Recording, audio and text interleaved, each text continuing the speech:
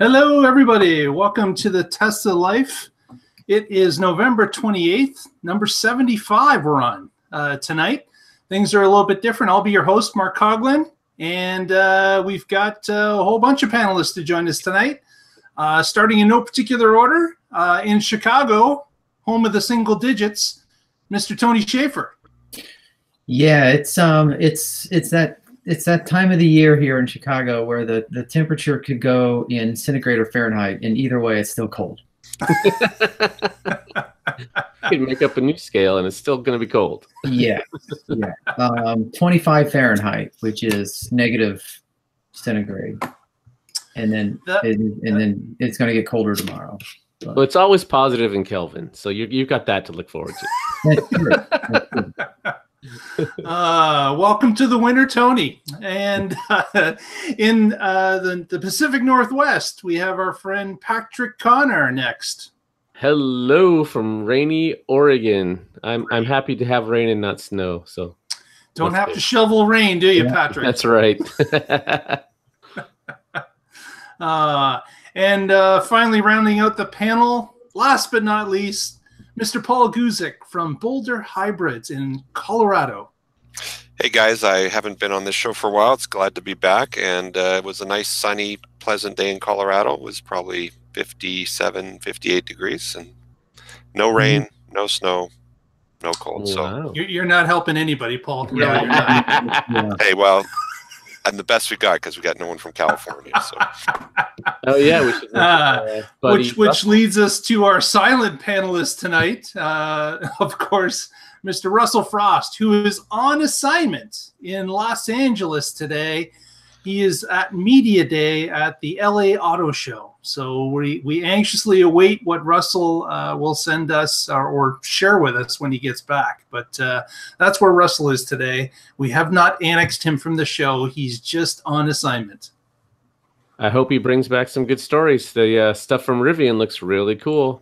Doesn't it? Yeah. Lots of interesting stuff going on at the LA Auto Show. So we certainly look forward to that. Their vehicles are not made of styrofoam, correct?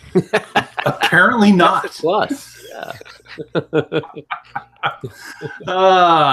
Well, tonight we've got a number of stories that we'll talk about. And the first one we wanted to touch base upon was how Tesla has been cutting its pricing.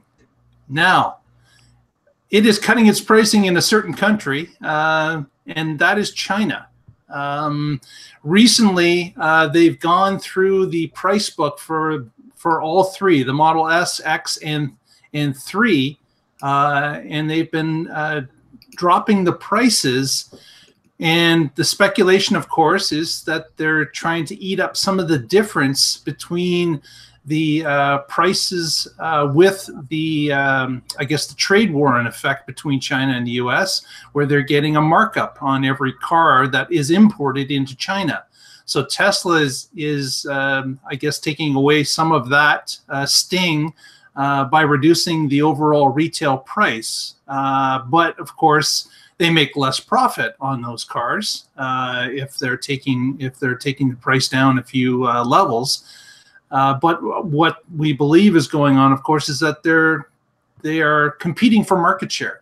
They want the Chinese market to get more vehicles, more Tesla vehicles on the road. They want to spread the word of Tesla. They want people to share it with their neighbors. They want more purchases. So they're trying to get more cars in the hands of the Chinese in order to spread future sales as they go along, and not give the Chinese consumer the ability to grab a Tesla at a half decent price instead of going to another competitor. So, and with the, of course, with the trade war going on, Tesla hopes that this will be a short-term pain point for them, because of course Gigafactory 3 is being built just outside of Shanghai, and once the car is being built in China, then those import tariffs will disappear.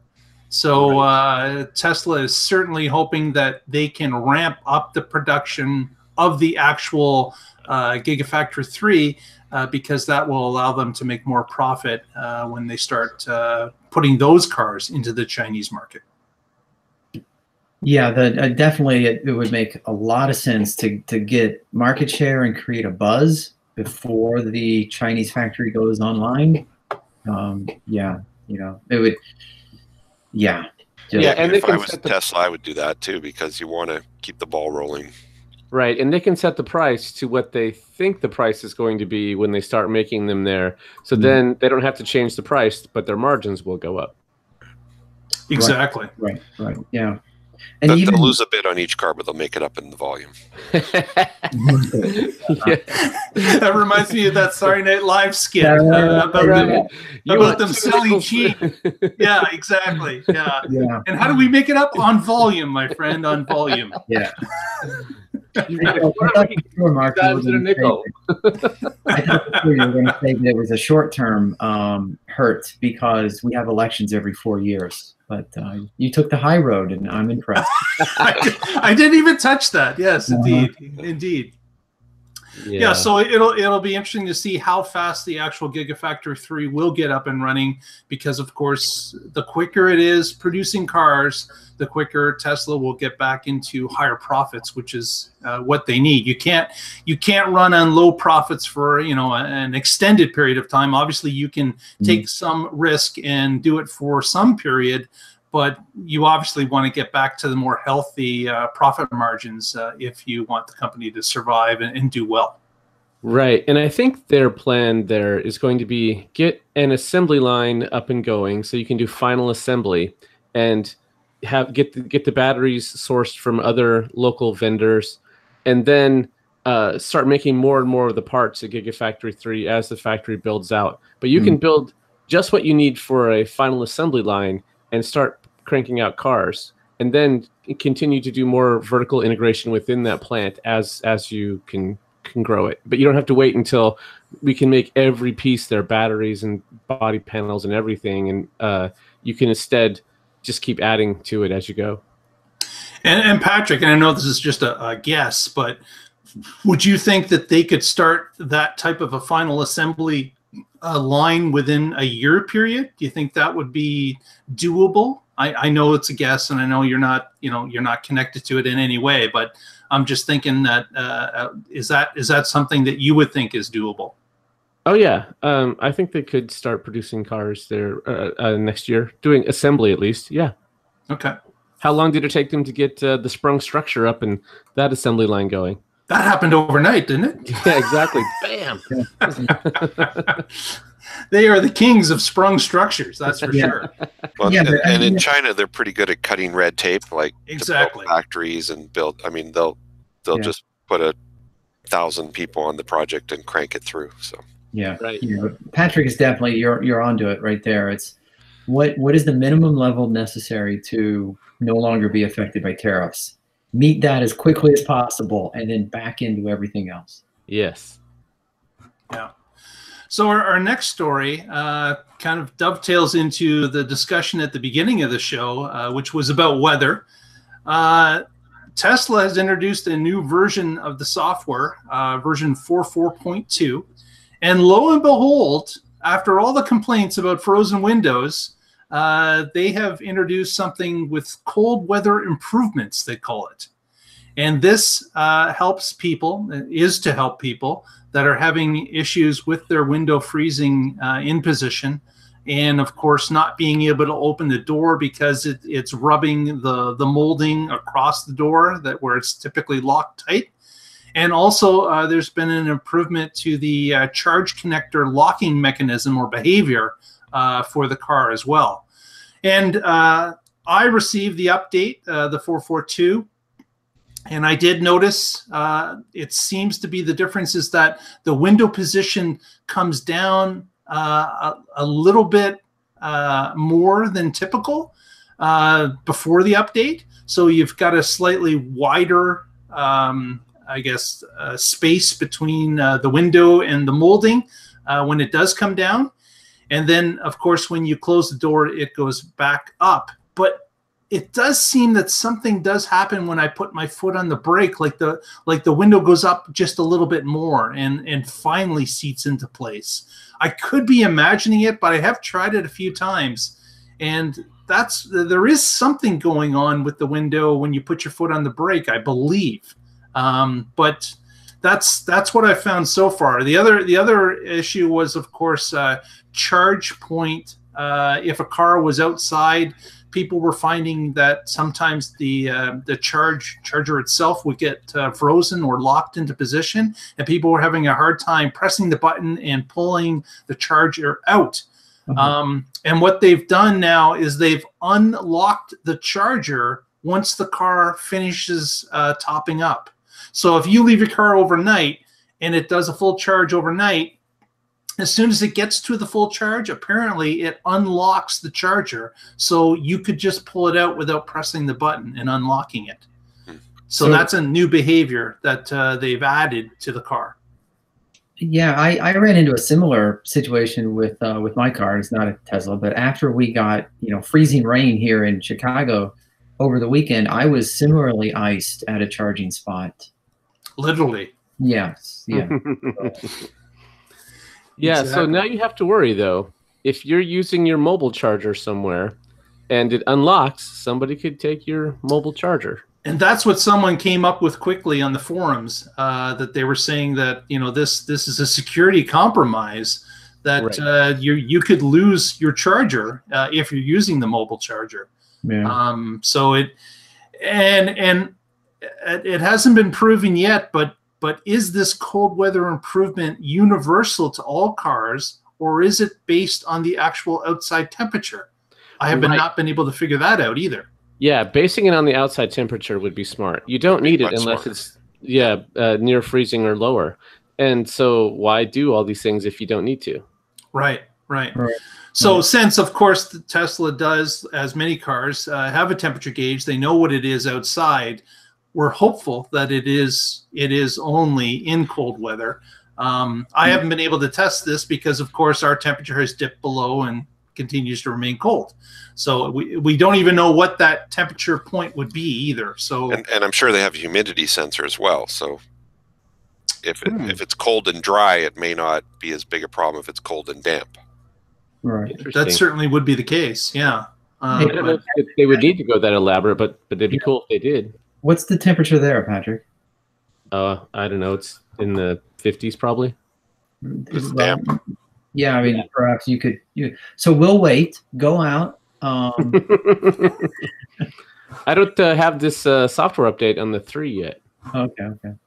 I did just get an update on the Oh, X and today. that's the other cool thing. Maybe they're only now that- updating you if you live in a cold place. That's exactly what happened. They pushed the update out to Canada and the Northeast and the North Central states. So apparently they were doing it by where you live and what your experience would be in cold weather. So that was kind of cool too. Yeah. Makes sense. So, Mark, you feel special? You got something first. I got something first. Yes, Nice. yes, indeed. And it came in promptly too. I read it on the forums that it was available, and I received a notification that evening. So it came across real quick once it was released. It's interesting though because the S has frameless windows as well, and these cars have been really popular in places like Norway for years now. So why is it just now that all these Model 3s are the ones that are saying, "Oh, this is a real problem"? They're whiners. Could it be that it is a slightly different mechanism? Could it be that it's not the same hardware? It could be. Yeah, maybe the motor's not quite as strong. I don't know. Maybe. Yeah. I don't know why they didn't. I mean, Or different kind of rubber as the the sealing surface of the glass to the door frame. Yeah. Right. I think it would have just been more straightforward and easier if, when it's really cold outside, when you unlock the door, the window comes down and just goes all the way down. And stays down. Stays down as long as it's cold. Yes. Right. Yes. We don't want to freeze clothes, so we're just gonna. And of course, you can never please everybody all the time because, of course, there are people that are saying, well, I don't want the window to roll down a little bit further than it usually did. Now snow's getting inside and landing on my seat. And it's like, okay, man, take your hand in the glove and just wipe the snow off the door frame before you open it. But no, that's not good enough. Now we need an option to turn it off. So there's all sorts of complaints and positives and negatives, as any solution. You can't please all the people all the time. Right. Not even worth trying. That's right. That's right. Well, Patrick's got a story for us. What do you have, Patrick? So speaking of living the Tesla life, I'll do I've got two stories. I'll just do one now. My Model X, I got this error message on the screen that says the battery in the key fob needs to be replaced. And I was like, oh, okay. I know what battery that is. It's just a CR2354. So I'll order some of those and I'll replace it because it's just a key fob. It's pretty easy. And so I ordered some. They arrived. I go to put it in and it doesn't fit. Like, what do you mean it doesn't fit?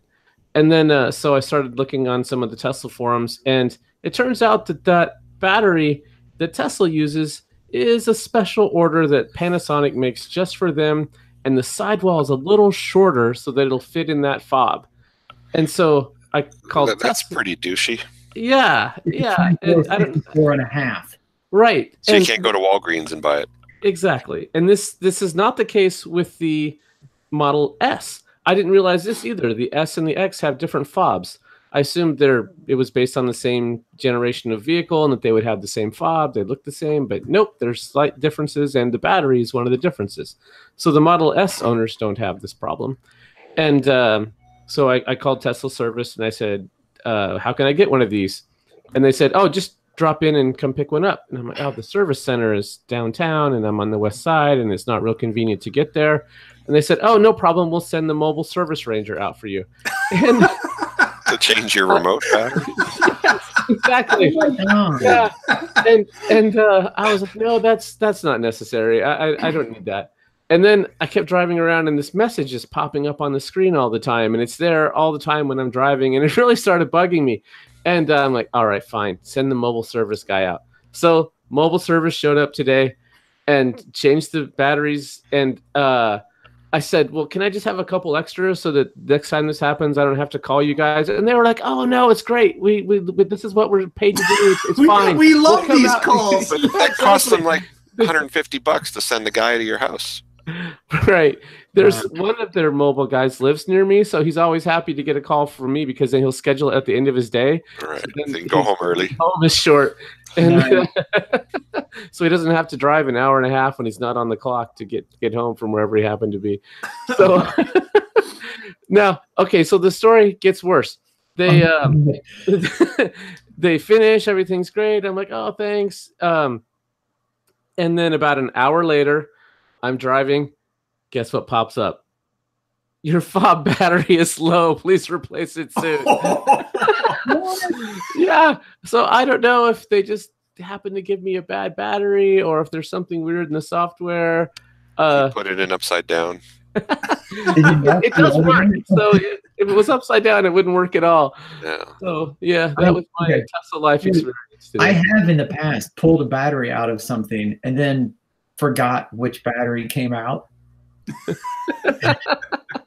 Just saying, are you sure you put the new one in? It is quite possible that this might be the battery from fob A is now in fob B. You were probably talking to the guy while he was doing it and you distracted him. And, I did, yes. You put in the old battery and left. yeah. Terrible. I can't believe they would use a proprietary battery for something like that. Wait, did you just say you can't believe Tesla would use a proprietary? Well, on something like that, that's a consumable that, normal people would want to replace themselves. Right, and it's labeled Not the exactly traction like battery, the normal battery. So there was nothing on there. It was whatever the number was, CR2354, and it wasn't like TES 2354. Mm-hmm. So there was nothing to tell me that the battery that I bought wouldn't work. And I went to Batteries Plus, and he tried a couple different ones, and he's like, "Nope, these don't fit." And wow, I've never seen the side like that. And I at first I bought some on Amazon, and I got those. They didn't fit, so that's when I went to Battery Plus. I was really trying not to deal with Tesla. They've got important things to do right now. There's a lot of apparently not. Yeah, this is not something I wanted to bother them with, but I got to have a fob that works. Man, I'm going to call Tesla and see if they got some double A's they can sell me and drive out to me. There'll be TAAs, not just AA, but special proprietary AAs. Their AAs are the size of 18 650s. That's right. That's right. Crazy stuff. Yep. On to the next one. Okay. So the next one we have is about autopilot defense. And this is just mind-blowing. I don't know why someone would do this, but someone in the Netherlands decided that they were going to fight a traffic ticket that they got for speeding. And their defense was that autopilot made the car do it. and this wasn't even good luck with that. Yeah, it wasn't even it was 2 tickets, 2 separate times. And their defense was that, well, I said autopilot and the autopilot took me that fast, and it didn't read that the speed limit changed between the roads that I was on, and that's why I got the ticket. And of course, the Netherlands court listened to this defense and stamped with that fails. I'm sorry, that just doesn't make any sense. You are the driver. You are in control. Autopilot is a driver assist package. It's only there to assist. It's not there to be your autonomous driver. You need to be the one that's always in control of the vehicle at all times. And this person was slapped with the fines in order to pay. So again, and apparently this is not the first time. There's been other cases in the Netherlands. There's been cases in the U.S. People are doing this over and over again. I don't know why they think they can get away with it, but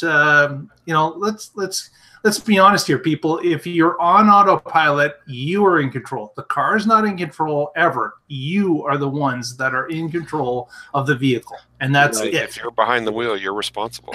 Yeah, that's a better way to phrase it, I think, is the responsibility is always yours. Even when the car is in control, it's your responsibility. You never relinquish that with the level 2 or 3 system. And I'm not going to open up the can of worms of arguing the autopilot name, but in the confusion that we've argued many times that people think autopilot is autopilot. But here's a guy who was trying, not saying that he was confused, but perhaps he was trying to play on someone else's confusion to say, oh no, it's autopilot. The car is capable of taking care of itself, and deciding what's he got to lose, right? I mean, it's a defense. Right. Yeah, so a lame defense is better than no defense, and maybe you get a judge that doesn't like Tesla or is totally ignorant of this and just goes, oh, okay. You can right? Yeah. However, it was revealed that, not revealed, but he even made in the statement that from time to time he would have to grab a hold of the wheel because the car would ding at him and threaten to come out of autopilot mode. So he would have to grab the wheel again. So he even admitted in court that he still had to maintain control of the car. Right. In the middle of defending the fact that the car was completely the car was in control, right? Yeah. He was not his own best witness. Probably not. And our next story is something that Paul has for us. Yeah, I was flipping the TV on Sunday night, and I used to watch The Simpsons a lot back in the old days, but then it, kind of got a little tired. But anyway, this week's episode, there was a little squabble between Homer and Krusty the Clown, and Krusty gets in his Model 3 and decides to try and kill Homer. One of his quotes was, and it might be a little bit off here, but 900 pound-feet of silent instant torque, the perfect killing machine. And when he accelerated the car, you actually heard a very Tesla-like sound, and it might have been an actual Tesla sample. I don't know if we're allowed to show video because of Fox's lawyers, but if you want to watch the episode, you can go to fox.com, at least in the US, and watch the whole episode for free. And the Tesla appears at about 3 minutes 50 into the episode. So anyway, it's kind of cool that it's pop culture and making it into a international TV show. Well, we'll throw up a picture of it at least. Yeah. It looks like it may be an S or a X based on the grill. Well, yeah, they took a bit of artistic license, but there's a big touch screen in the center of the dash. Mm-hmm. And okay. Anyway, it was a little chuckle, and then Krusty puts on autopilot so he can reach out and strangle Homer through his window. Another great use of autopilot. Yes. And of course, there was no warning when he took his hands off the steering wheel that autopilot would disengage. So again, artistic license. But was his defense autopilot made me choke Homer? Yes. Anyway, I thought that was cute. So anyway, the name of the episode, Silent but Deadly. It is, I don't know the name, but it is season 30, episode 8. If you want to find it. Been on for 30 years. That's impressive. Yeah, I think the name of this episode is going to be Silent but Deadly. There you go. Yeah. Show title already revealed. I like what was the quote that Krusty said again? 900 pound-feet of silent instant torque, the perfect killing machine. There you go. That one's got some merit for a title too. The perfect killing machine. Yeah. You have to admit that The Simpsons, and at least Krusty the Clown, has made some progress over the years. I mean, I remember when the Krusty the Clown Hour was sponsored by Canyonero. So, progress. Yeah. And when Homer slow but steady took the test drive of the electric car and drove it underwater and electrocuted fish and took it back covered in seaweed. Yeah. Oh, we have to mention when Elon Musk was on the show. Landed his rocket in the Simpsons' backyard. Yeah. Well, our next story is from a YouTube star, Rich Rebuilds. And Paul's talking about this guy on previous shows. But Rich, basically, he runs a shop. I don't know if he runs a shop, but he in his backyard, in his garage, he rebuilds a number of Teslas that have been written off from insurance companies. So he finds cars that he can salvage. He swaps parts with other salvage cars, and he makes a Tesla eventually that works on all levels. So he's got a very interesting YouTube channel. Is that a Tesla converted to a barbecue? This case, yes. This one is, yes. So Rich apparently was working on, I guess it was a project car.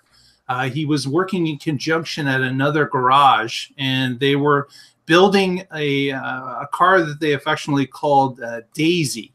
And this car was an old-fashioned, and I'll bring up a picture here now. It was an old-fashioned, two-seater car. Looks like it was built in the early 1900s. And what happened was that they took 3 bricks of the Tesla battery, and they were going to use to power the car. They had placed it inside the car, and then what happened was that they didn't put the cooling system in yet. They were going to do that, but the car was sitting idle. They had driven it around a little bit, brought it back to the shop. It was sitting idle, and then sure enough, it started to spark, and it got a thermal runaway going on where the internal batteries of the pack started to fuse and blow sparks out and catch onto other batteries that were beside it and blow through their external coatings. And then the fireworks really started. And we got pieces of aluminum, and we've got different shots of this firework that is going on as the shop cameras picked up. And they've got it from all different angles of this thing exploding in so many different ways. The good thing about it is that they were able to push the vehicle out of the garage by hand before it did damage or to the building or to anything else. But what was really interesting was to see this thermal runaway and how fierce the fire was, and what type of debris it spread across the shop and the outside of the shop. And they have the whole thing of the fire department coming in and all of it. It's a great episode to watch. Rich Rebuilds on YouTube. But did you guys take a look at this? I did. Yeah, it was really cool with the cells popping and spinning and flying out as they're on flames. And Just like bottle rockets. Yeah, it was a nice fireworks show. Wow. Yeah, and they were saying that like some of the batteries, the actual casings were blowing out of the pack and bouncing off the ceiling. And they were taking cover because, of course, you've got flying metal that's zipping around the shop. When they were pushing the car out, you could see they were using the windshield as a protection device, so they weren't getting hit. But the thermal runaway, man, that was impressive. I've never seen anything like that, where this thing really started to burn and pop, and it just would not stop. And then they showed the after effects after the fire department was there, about how it even burnt into the asphalt, and the pieces of metal had liquefied to the point where they were blobs. And then they go through the actual battery pack and start pulling pieces out that were still hot. So it was interesting, but it was certainly it wasn't interesting for them. It was a little bit of a scary thing, I'm sure, but it was interesting to watch as a third party just from YouTube. Yeah, I'm glad nobody was hurt, because it's a lot of energy there, and when that stuff's on fire, it doesn't just go out. You can't just walk up and blow it out like he tried when just one cell was on fire. Exactly. He was like it was a birthday candle. He was just going to blow it out. And then it exploded again, and he knew that, okay, this is not going to work. Right. Time to get away from this thing. It is unfortunate, but as Patrick said, there is a tremendous amount of energy in those batteries, and there's a tremendous amount of energy in gasoline, and gas cars do this every day in the country. They catch on fire. So it is not a problem just because it's an electric car. Right. And they said this at the end of the video. They had no battery management system there, and they had no cooling system there. So you kind of have to expect that something bad is going to happen. Living on the edge. Yeah. So, and then, of course, they were using it. They were testing it, like driving it around and using the battery. So it's like, they were kind of playing with fire there as well. Quite literally. Yeah. Yeah, so I fully support hobbyists and people building their own cars, but you have to be smart about it and use some common sense and know that you can't just not have a battery management system and expect to put in batteries and not have issues. Exactly. Yeah. Right. Another story we wanted to touch on this week was that I guess an analyst from UBS, had discovered, or they've confirmed them for themselves now, that Tesla is making batteries much more cheaper and efficient than they had previously believed. So they had indicated in a previous report that they thought Tesla would be seeing it at about the $148 mark for battery, for the building of batteries per kilowatt. And I guess their research led them down the road that actually Tesla is probably more in the range of $111 per kilowatt, which is dramatically cheaper than what they believed it was. And of course, this, with the amount of batteries that go in the cars, it's a big difference dollar-wise as well. So they're looking at that Tesla certainly with their Gigafactory is coming out on top with lower battery prices more than what they believed, making the car more profitable and updating their assessment of Tesla as a company as a whole, because the battery price is much lower than they originally believed it was. Yeah. Right. And when they refresh the S and X sometime next year, maybe, and those move to the 2170 cells, that's going to be even more volume of battery they're using there as they start selling cars in China. There's going to be more volume as they get Gigafactory 3 up and going. They'll be making more batteries, making all their commodity purchases of materials even cheaper. So I definitely think that the price is just going to continue to drop. So when they shift the S and the X to the 2170s, and they realize the lower cost per kilowatt hour, does that mean they're going to likewise lower the cost of the vehicles? I don't know. We've seen they do a lot of playing around with prices, so it's a possibility. Yeah. Or they might do some bundling. Who knows? I have no idea. Those are their premium products, so I would like to them instead do things like increase the range and keep the price point that they have. So who knows what they'll do? Yeah.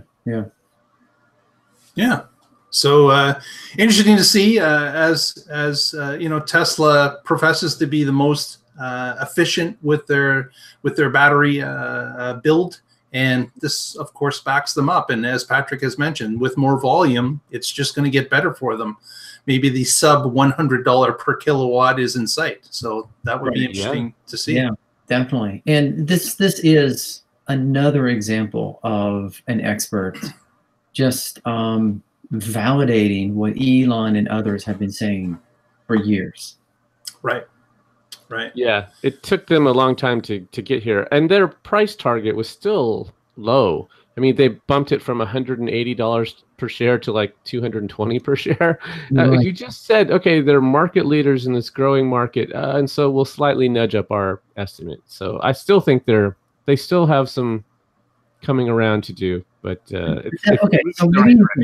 So maybe you can explain this to me, because they came around to, what did you say? I'm trying to find it now, like 230 or something. I don't remember the exact number, but it was in the low 200s. Yeah, in the low 200s, up from like 198, and the stock right now is holding at about 320, 330, 335, 340.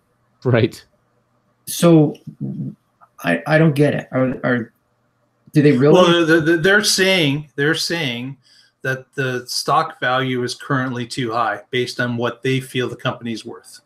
So they're setting a target price that's lower than the actual price because they believe the stock is overinflated. Right. So there's the value of the company, and then you have the sentiment on top of that, which is how much irrational exuberance does the market have for this company. And so that's what they're saying, is that everything above their price target is exuberance. And I'm exuberant about the stock, so I think they're wrong. There's an exuberant guy right there. Yeah, but I've been saying on this show, when it's below 300, I'm accumulating, and when it hits 400, I'm going to sell some. So and again, the disclaimer: we are not a stock show. Do I'm not buy based on I'm not suggesting anybody should follow my dumbass advice. Right. Yeah. All right, next story is from Tony. A little bit about production hell that Tesla had gone through. Yeah, so this was just it was a quick little thing, because Inside EVs did a really quick sort of type up on something, an interview that Elon had with Axios Media on HBO. And because it's an HBO program, they only had a little bit of a snippet. But the one key thing that came out of it was Elon admitting, almost grudgingly, but still openly admitting, that Tesla was single-digit weeks away from needing more financial, influx or whatever, funding, needing to seek more funding. Now, he didn't say, less than 10 weeks away from filing bankruptcy. That never came up. Just he that. Didn't say from death. He did say single-digit weeks from death. And I think you're right, Tony. He's saying that to make a point, to exaggerate the urgency with he was acting at that point in time, and trying to get the entire company to move as quickly as possible. And I've heard a lot of stories written from that comment about how close to death Tesla was, and that's BS, because of the exact reason that you just said, that they did have other funding options available to them. They could have gone to the market and gotten more funds. They could have issued more stock. They could have issued more bonds. They could have taken loans. They had lots of options, but they didn't want to do that. and they were working really hard to go for profitability as fast as they could. So yeah. That was I'm glad you didn't overhype it like so many of the articles I've seen. Right. And Elon, we know for years Elon is pretty good with the hyperbolic. So we were weeks away from death. Like, oh, come on, Elon, you're just feeding the trolls. And maybe that's why he was doing it. Maybe he wanted to do that. Maybe, but it is it's I hate to say funny, but it's okay for him to talk about it now because that's in the past. And they're having quarter after quarter growth. So that I would like to think that part is behind them. And we're at 1 in a row right now. Quarter after quarter is coming next quarter. Yes, hopefully it will be quarter after quarter. I'm sure it will be, but 1 in a row. Yeah, 1 in a row, exactly. Yeah. So it wasn't much. It was just Elon admitting after the fact, about a year after the fact, that it really was crunch time, and he was not exaggerating at the time when he was talking about production hell, and we've really got to get things moving. Exactly. Yeah, I think it was all the way through the end of Q3. I mean, that's when they really had that big push of cars in September. That's when they really went. Yeah. Well, let's hope that it will be quarter after quarter, and the next one will be the second in a row. So we look forward to that. Next story. Talk a little bit about the Boring Company. You know, that company that's drilling holes throughout LA. Or they were.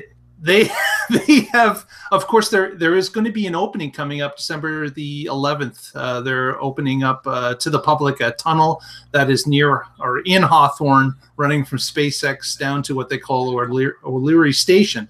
But the article I wanted to touch upon was about the other tunnels that are scheduled for Los Angeles. Because we also know there's one that's going to be built in DC, Baltimore, as well as one in Chicago. But there was the thought that they were going to build a second test tunnel in Los Angeles in front of LAX along a street that I am going to murder its name, Sepulveda. Sepulveda. I know if you're from Los Angeles, you're screaming the name. Sepulveda, I think. Oh, let's go with Paul's. Yes, that sounds good. I won't even try to do it again. But their thought was to build another test tunnel a mile or so long that was going to be underneath that road, which is close to LAX. And then, of course, some citizens groups, some community leaders got involved, and they were quite upset that the city had allowed the permits for them to build this tunnel. And they started to fight it in court, that they didn't want the tunnel to be built because apparently the city or municipality allowed rules to be lax because it was going to be a test tunnel. And what the citizens group did is they took the photograph that Tesla circulated around about the overall tunnel system in LA that they envisioned.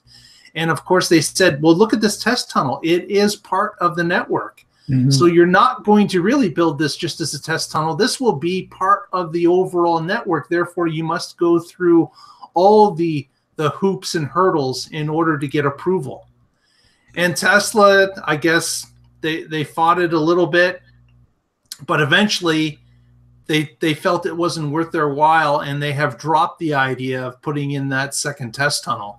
And what instead they're going to do is they're going to concentrate their efforts on getting approval for the dugout loop, or the loop that's going to go from West Hollywood area into Dodger Stadium and connect to existing mass transit.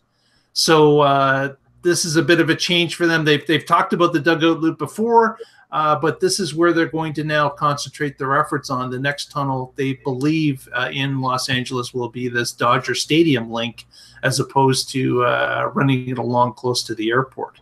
So a bit of a change. And also, of course, we have seen stories that the Chicago one is underway at this point, where they're starting to build the boring machine in Chicago. There's been some pictures on, I believe, Teslarati has shown some of that. So they're working on a couple of different fronts. The only one that I find is strangely silent is the DC Baltimore one. There's really been no word about that in quite some time. We did see a hole or an area where they're going to start digging for that, but really it's been pretty quiet compared to the other two that we've talked about here today. I wonder if they're going to crowdsource the name of every one of their boring machines, which is, they did that for the first one, right? It was called Godot. Yep. Yeah, and I think the other ones have been named. I remember reading that, Patrick. There are some names for the other machines as well, and they're strange names as well, I believe. None of them come to mind at this particular point, but there are a couple of different names. Is called Boring McBoreface, you know. Yeah, Boring McBoatface. Exactly. But, also, the Dominator in the chat room has informed us it is Suppla Vida. Suppla Vita. Ooh, Yes. fancy. Yeah. Interesting. I don't know. We need Russell here. He's That's right. He would have known that name immediately. Yeah. Yeah. He's probably standing on that street corner right now yelling at us. Yelling at us. Right. Exactly. Or he's just standing on the street corner. Well, You never know. I do have a couple of picks that we're going to show here at the end of the show, and if you're not already, please subscribe to our Tesla Life Twitter feed at the Tesla Life, or our YouTube. Or our Facebook page would be the Tesla Life #1, and you will get alerts throughout the week of the news stories that we come across. They're available all throughout the week, so please join those two feeds to see it. But what I came across this week was kind of interesting. We're a group, I don't know who they are. We're not going to embarrass them really, but they took their Tesla out on a run and probably went a little too far. So I'll let you guys judge for yourselves when you see the photo here. But it appears that someone went out into the bay just a bit too far and got themselves caught in some sand. whoops. So we've got a car that's buried up to the axle. is not going anywhere. And of course, if the tide's coming in, that would make it even worse. And salt water is not good. Yeah, you don't want salt water in your car, do you, Paul? Nope. Although, Rich Rebuilds could take that car. There you go. Take all the electronics out of it and take electronics and motors from one that crashed and transplant it and clean it up and make a good car out of it. But exactly. That car as it sits is probably not going to live. So would you say, Paul, if even if the battery was sitting flat against the salt water lapping onto it, would you think that would be it insurance wise? Yeah, any saltwater event in a car totals the car. Yeah. Okay. Yeah, but I'm not sure that car is actually. I mean, it's going through water, sure, but it's sealed and it doesn't look like it's stuck. If water didn't get, above the floor, because the problem is once water gets into the cabin, there's wiring harnesses under the carpet and the door sills, under the dash and the kick panels. It's nightmare. Yeah.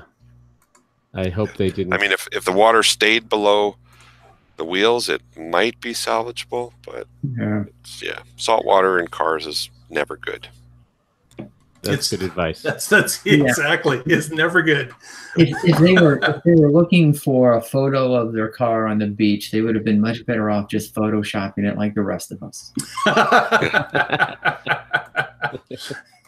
Exactly. The next photo we wanted to share is a Christmas scene. So this particular person decided that once his wife left the home, he would rearrange the holiday message, and his thought was, how long is it going to take anyone in the family to notice that it doesn't say what it used to say? So that was pretty good. So we've got someone that was really thinking. Okay, yeah. So for all the viewers out there, Yeah, when that you're are thinking, what could it doing be? your holiday shopping, when you're going through the mall, every Noel that you see, this is what you do to it. And finally, what to do with those arrow caps on your Model 3 when you're not using them on the car? This gentleman has figured out what to do. So grab some garland, some lights, and you got yourself an instant wreath that you can hang up through the holidays. How much does one of those weigh? They're not really that light. heavy. They're not that heavy. They're Oh, okay. plastic. So it's certainly a doable project and can be hung on a wall without issue. Oh, great. Now that's going to be all over Pinterest. You've got something there in the background in your place, Mark. I do have something in the background. I didn't think anyone would notice. Let me just stop sharing here and just over my shoulder, you can see Yeah. I have tested it out, and yes, it works. Oh my God. So we've got ourselves a holiday wreath here. Yeah. Nice. You can't be the host of the Tesla Life and not have a few of those. I would have brought it over closer, but the plug wouldn't reach. So it's over Well, there, just It's lit got up. range anxiety. Is that? Yeah.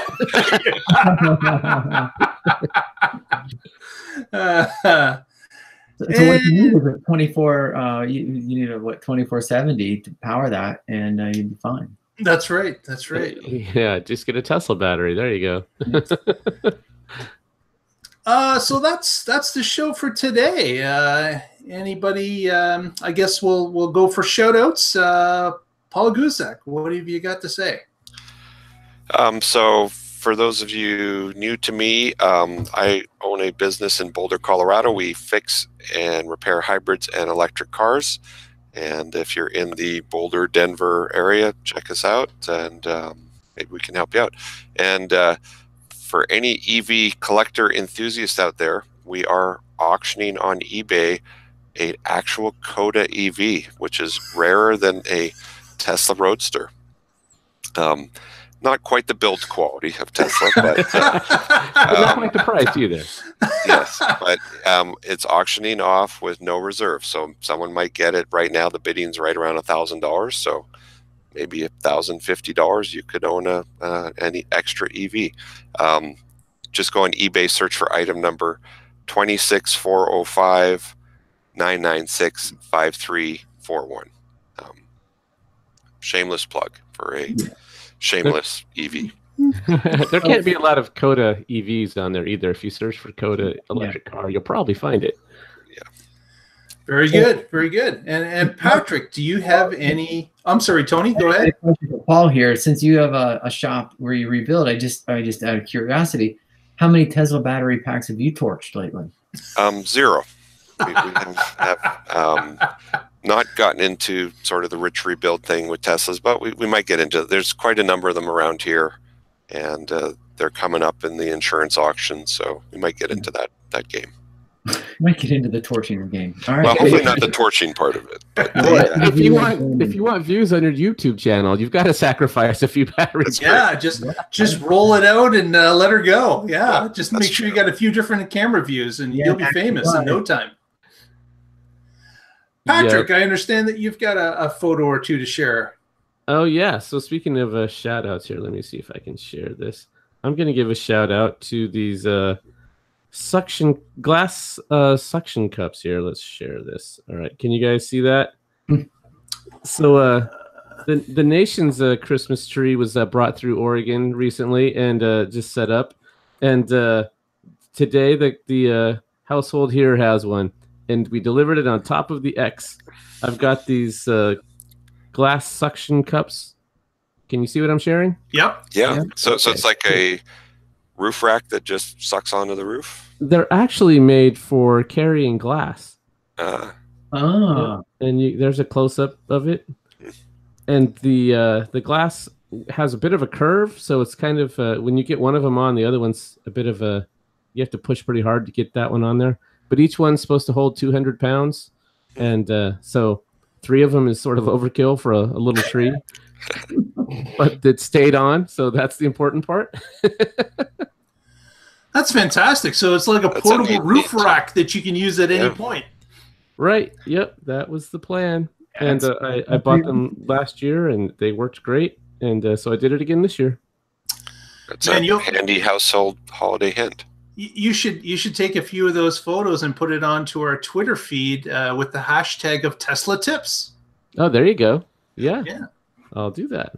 Very good. Very good. And where do you purchase those glass? I just bought them on Amazon. They were $10 each. Okay, cool. Yep.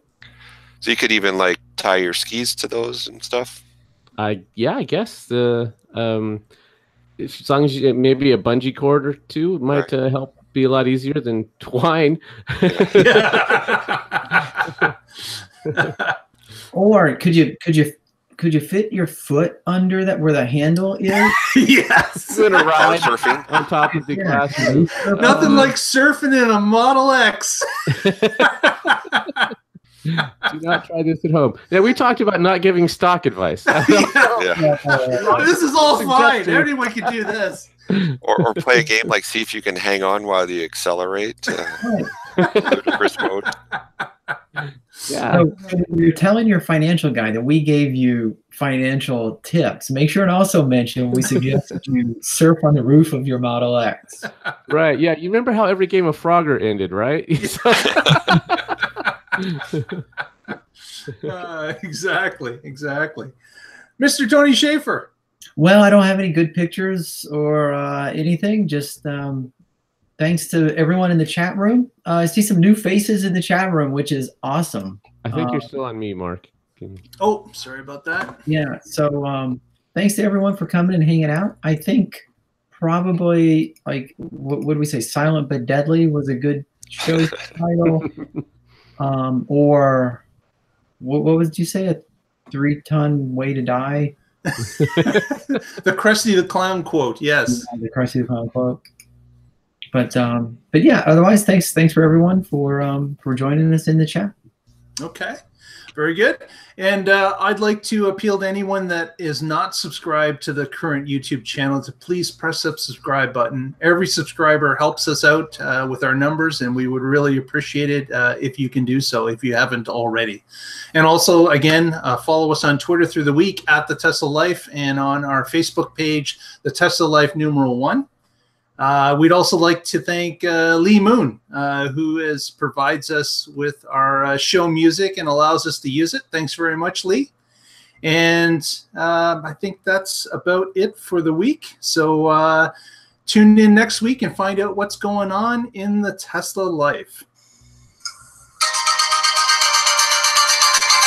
Good night, everybody. See ya. See ya.